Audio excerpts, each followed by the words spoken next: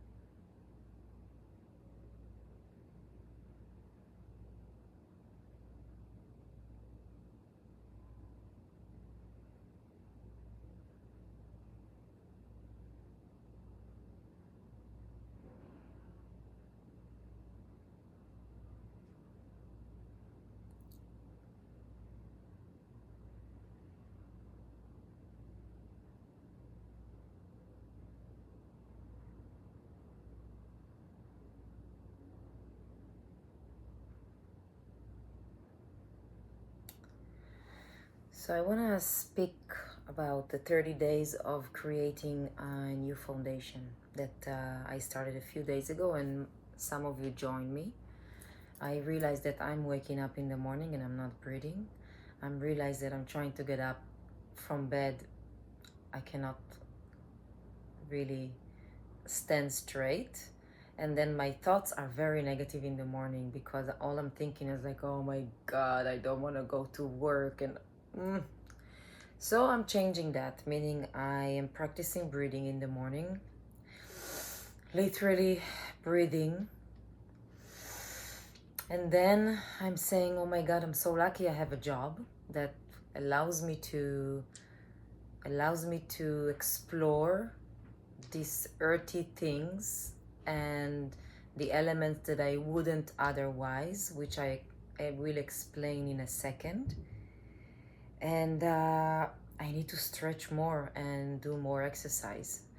So I'm working on that, and it's actually help, like this way of waking up in the morning when I remember to do that, because I did forget the first few days that I need to check my breathing, my posture, and my thoughts. So when I remember to do it, and slowly it comes into a habit, which this is my goal, that it will be a habit, as something that I will not have to think about. I will wake up and automatically I will check my breathing and check my posture and check my thoughts. So I wanna speak about something a little bit weird, because what I'm doing by recording myself talking to my iPad and sharing it with my friends and family is basically sharing and documenting my process of awakening. And my process of awakening is not only the fact that, I discovered many years ago that I have these psychic abilities, which is, and I was ashamed of it most of my life. This is why I never really, I didn't want to record myself saying that, because that's too much. But it's one thing to know you're psychic or intuitive, or you have a connection to different realms, and it's another thing to understand what to do with that. So it's nice that I have this amazing story with aliens and spaceship and worlds, but then how can I use it for the benefit of myself and the people around me? And this is one of the reasons I'm recording this video, because through this talking to myself, basically, because you are myself, right? I am discovering slowly what I came here to do and how can I do it better. And slowly I'm discovering that by speaking this inner truth that I have, I'm doing my work, because I am aligning to who I am really without being ashamed of it. And I'm implementing the frequencies that my words are bringing into my field, and with that into the field of my surrounding, my friends, my family, my DNA, and planet Earth even, maybe. So this is the process. I'm literally documenting my process of awakening, meaning expressing verbally into this physical realm who I am. And by this, I am implementing the frequencies I brought here from another planet. So this week I had an amazing, and I hope it's gonna help you to awaken yourself, because, we all have our story. It doesn't matter how it looks like, but we all have our story. And if we're going to... Oh, what was that? I pushed with my leg on my phone. That's interesting. So this week, with the help of this amazing healer called Gal, that she's my friend, that she's doing initiation of the net, which the net is the energy field, electromagnetic field around us, that I'm using in order to tap in to my higher self, to the council of light that I'm connected with, and I'm sitting there, and to my slowly to other expressions of life that I discover that I am literally there at the same time I'm talking to you. And we did this session this week with Gal, the healer, and we connected to the grid, the electromagnetic grid. And of course, each one of us is getting this connection in a different way, because we all have our individual stories, even though we are not individuals. But this is how it comes in this planet, in this duality reality.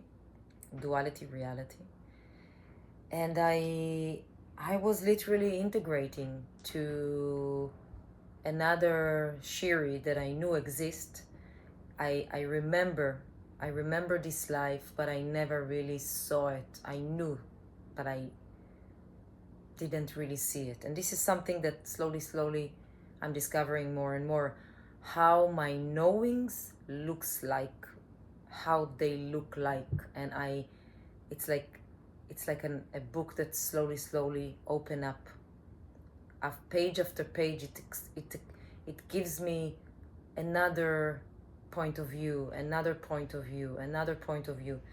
So I was literally integrating with another part of myself. Self is all of us. Self is what we are connected to, is the source. But myself, me as Shiri, when I'm connecting to the self, I'm connecting to the source of life. And then on the way, I'm connecting to a lot of individual selves that I experience since I was coming out of the source of life. And maybe I'm not clear, but slowly I will explain it probably better. So I remember this lifetime in Andromeda galaxy, which is light, millions of light years further out of space, and it's not the Andromeda of the Milky Way constellation, and it's totally another galaxy. And this galaxy connects, somehow connect very, very deeply to our galaxy. And I saw this vision of me living in Andromeda, and it looks like a little bit like the Avatar movie or the Rocky Mountains area. A lot of mountains, a lot of high mountains. And then I discovered a very interesting realization that helped me understand darkness and light, and manipulation and duality. So there in Andromeda galaxy, there are priests of darkness and priests of light. And the priests of darkness are amazing as the priests of light. They are not demons or monsters, because they are authentic, and they say, hello, I am the priest of darkness, do you want to work with me? Because we all have dark and light, we all have dark side, and I'm embracing my dark side. Sometimes I'm angry and I'm frustrated and I hate, and I'm working with that, because this is part of experiencing things here. So when you are not hiding behind who you are not a monster. You don't have expressions, or you don't have shadows that makes you look scary, and you're not putting any manipulations on anything else, so you don't create more complication in the electromagnetic field grid. So this priest of darkness and priest of light are doing the same work, some working with light, some working with darkness, but it's beautiful. And then I realized that it is beautiful, and I'm not a person who walks here on earth and said, oh my God, I'm light, I see the light, I'm an intuitive being, I'm such like a high level of person. No, I have everything. I do have my other extra maybe memories from different life, but you can have it too if you're just going to tap into it. But I have everything. I have darkness, I have anger, I have love, I have compassion, and I'm working with everything. And I don't want to hide anymore, because when I'm hiding, I feel uncomfortable. And when I feel uncomfortable, I'm becoming this reptilian. My reptilian side is coming out. I have a reptilian side too. We all do, and well, most of us. And that's it. So what the story here basically is, by allowing me to understand, and maybe allowing you to understand too, that we need to be authentic and authentic with ourselves, and say we are this and we are this, and it's okay. And even if there are parts we don't like in ourselves, we need to be proud that we are aware of them. And even if we have a few moments of the day, or days in a week, or month in a year, that we are like in a dark place, and we are like complaining and hate and manipulating ourselves, we need to say, hey, we are now, this is what we are doing. Sorry, but this is the way to release all of this, and this is the way to actually not becoming shadow workers and tap into the world of demons and monsters and all the bad stuff that most of us don't want to be in. Like, maybe we are from time to time, but we don't want. I want to have a great life, I want to have a blessed life, I want to have magic in my life, I want to have abundance of traveling and joy and great food and great views, and it's okay. And I have nothing to be ashamed of it. And I'm working with darkness, and I'm working with light, like everyone else. The biggest healers in the world cannot just work with light. Yes, I am asking to receive messages from light, because I want the messages to be pure and clear. But light can also bring me messages from the dark, which will be pure and clear, because dark is part of our reality. So when I'm asking messages from the light, doesn't mean that I am working only with light, because darkness cannot be ignored. It needs to work with, it needs its attention, because life would never expand without darkness. Darkness and light are a vector powers that when they are coming out of the source of life, they are coming out in a certain mechanism that needs to have tension to expand. And the tension, this power, comes from, these two powers that creating the tension. That's it. Simple, right? So yeah, that was my need to speak, and I'm feeling very content now. So I hope you learned something from that, and yeah, have a really good day today.